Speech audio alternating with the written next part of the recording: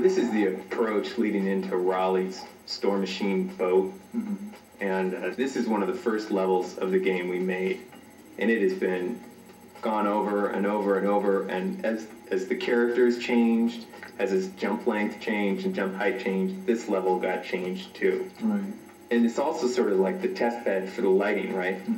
Hokyo, you did all the lighting in the game. Right. What kind of stuff was going through your head when you were making this level?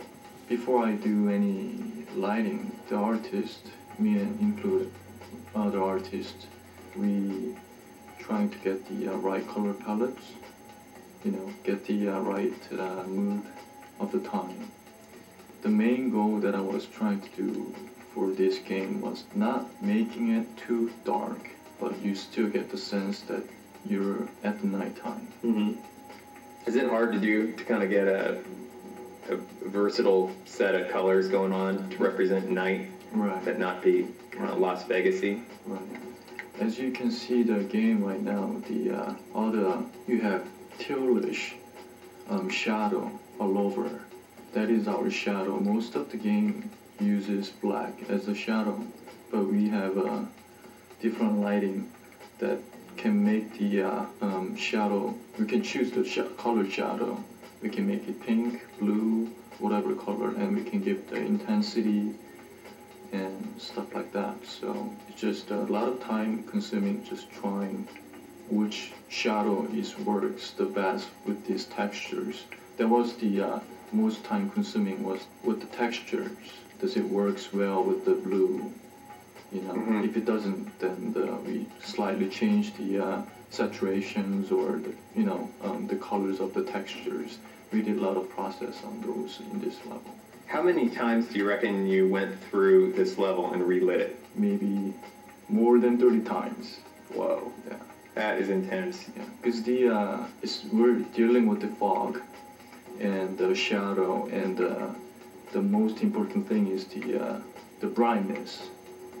If the game is too dark, everybody has a different TVs, so it might look very dark on some people's TV, and it might look very washed out, you know, very bright. So that was very challenging for me to making it, kind of getting it right, you know, the brightness. You've got a really weird setup here at work where you've got your computer monitor and then 3 TVs right next to each other while you're doing your lighting. And like one is a bright TV, one's a normal TV, one's a dark TV. Right. The reason that I have 3 different set of TVs, I wanted to see the game with really kind of washed, bright, and also very, very dark. So my goal is trying to make it all same with those 3 different monitors, trying to get it all same brightness and the colors.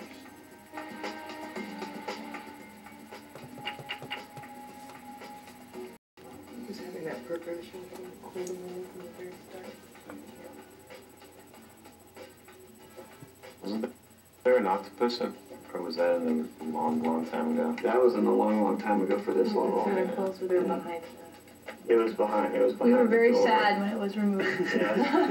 It was quite large. It's a sad day. It was a huge octopus head, and you got to knock its eyeballs out of its sockets and knock its teeth out of its And its eyes head. looked at Yeah. you. Yeah.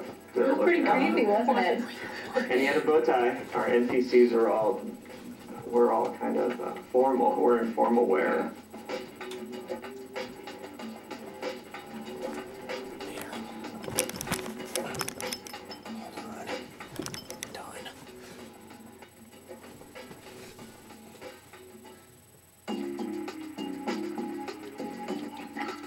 After doing the crankshaft level, we decided that it would be impossible to finish this game with levels under that size.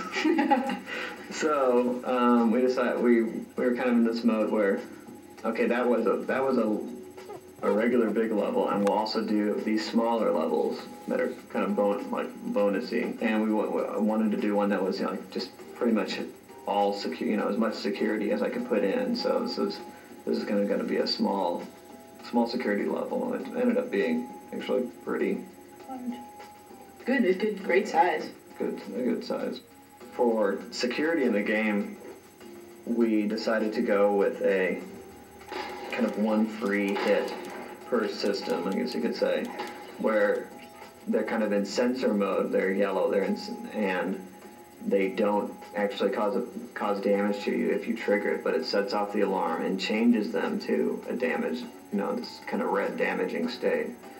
And we primarily did that, for inexperienced players to give them an extra, an extra chance to get through instead of just hurting them every time. And also because we like the idea of you running around while the alarms are blaring and it's loud, it's a little disorienting. It's something, if it immediately burned you, a lot of people would probably, die then and wouldn't get that experience of running around while the alarms are blaring. So we thought that was a good thing. So we switched to the kind of one free hit, I guess, per system.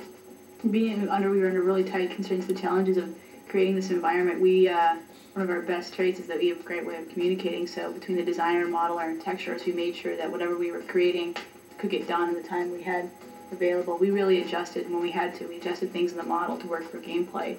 And then also before I did my final hand-up, I really talked to the texture artist because he had a limited amount of time and said, hey, this is what I did. I really tried to model it toward him being able to texture it in a fast period of time and also look great. So it was really great. We really talked about, and we learned a lot about our game designer process through this. After this, Rob started doing almost all the elevation final, doing any turns, adding any elevation changes, and so it really helped the whole process along the way. And this is also I think our last level that had split collision versus what you see on screen versus what kind of the physics that you're running around on. So this really was a transition. Yeah, a transition from how we did levels, and it was. I think it really helped us get in a position where we could finish the game. Yeah, that's totally true. We could do so fast, yeah.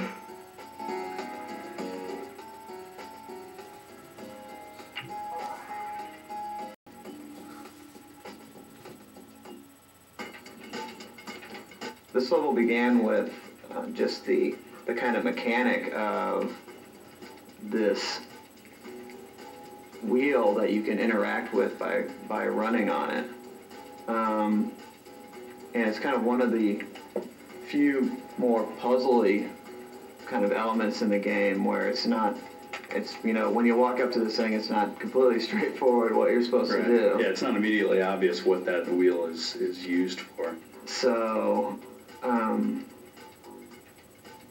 getting, in both these cases, it's, driving, running on it drives the animation of another, something else in the scene, whether it's the hooks or the conveyor belts. Right. And I don't know, I know you did some rigging in here. Yeah, I actually had done the rigging on both of the wheels, and so that was a little bit challenging from the perspective of the conveyors.